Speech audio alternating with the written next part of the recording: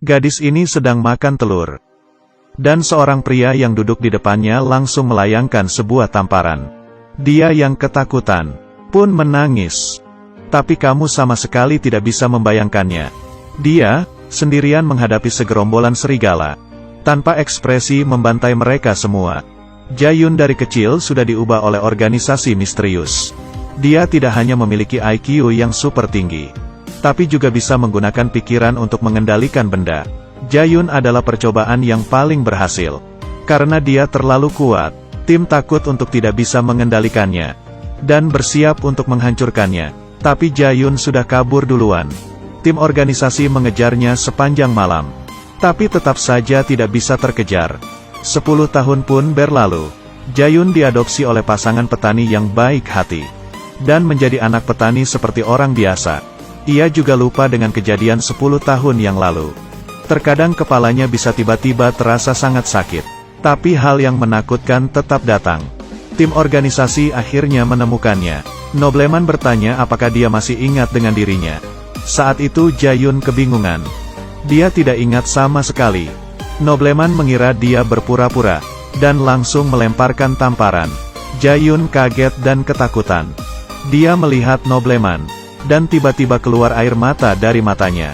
Nobleman saat itu mengetahui, gadis di depannya, benaran hilang ingatan. Ternyata sebelumnya Jae-yun mengikuti sebuah acara. Hal ini membuat profesor menemuinya. Jae-yun yang pulang ke rumah, menonton acara perlombaannya bersama orang tuanya. Tapi ayahnya tidak senang, karena di saat Jae-yun tampil, ia melayangkan mikrofon. Ayahnya tahu ini bukanlah sulap. Dia dari kecil sudah memiliki kemampuan.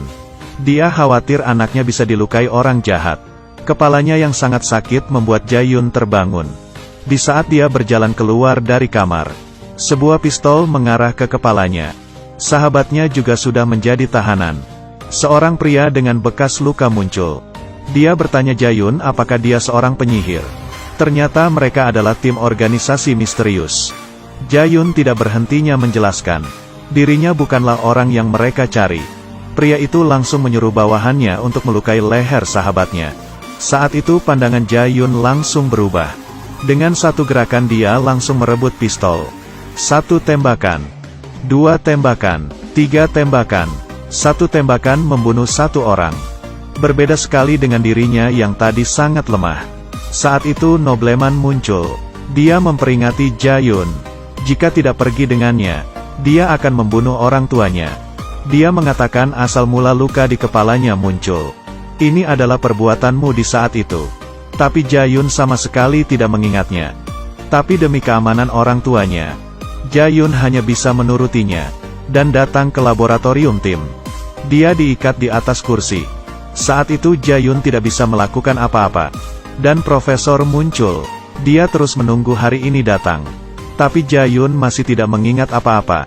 Bawahannya mengeluarkan sebuah suntikan, dan menusuknya dengan kuat ke Jae-yun. Kemudian tatapan Jae-yun mulai berubah. Dia seperti mulai mengingat segalanya. Ternyata saat itu tim organisasi tidak melanjutkan mencarinya. Karena percobaan ini tiap waktu harus menusuknya ramuan. Kalau tidak dia akan meledak. Tapi Jae-yun berbeda. Dia tidak mati tapi masih hidup selama 10 tahun. Hal ini membuat profesor menjadi semangat.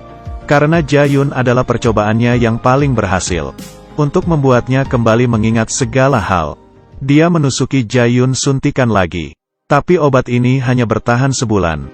Ini juga digunakan untuk mengendalikan kemampuannya. Jae-yun yang ingatannya mulai pulih menjadi berbeda dengan dirinya yang dulu. Di saat profesor menyadarinya, semua sudah terlambat. Gadis ini hanya dengan 1 pukulan langsung membunuh bawahannya. Untuk menghalanginya, profesor menyuruh bawahannya untuk mengeluarkan gas tidur. Jae-yun yang memiliki kemampuan langsung datang ke belakang profesor. Sudah lama tidak ketemu profesor. Jae-yun pun mengatakan kebenarannya kepadanya. Ternyata selama ini dia tidak lupa ingatan.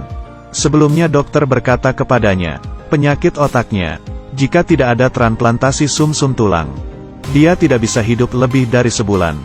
Beberapa tahun ini Jae-yun juga terus mencari mereka, tetapi tidak menemukan petunjuk.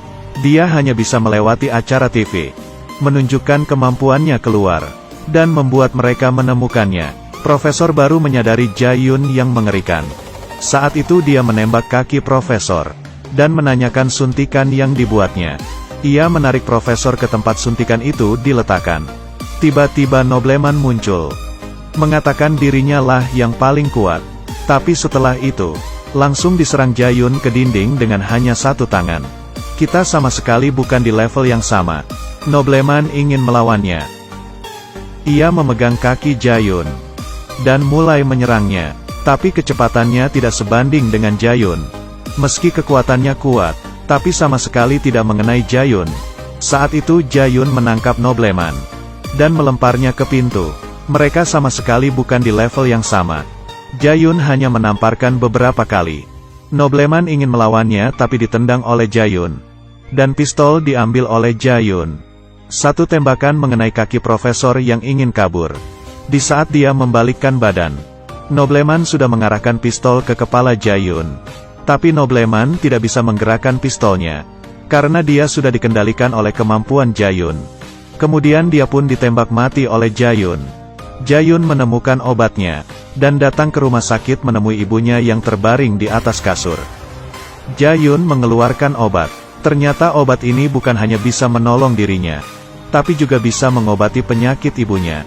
Bila kamu diberikan suatu kemampuan, kamu ingin kemampuan seperti apa?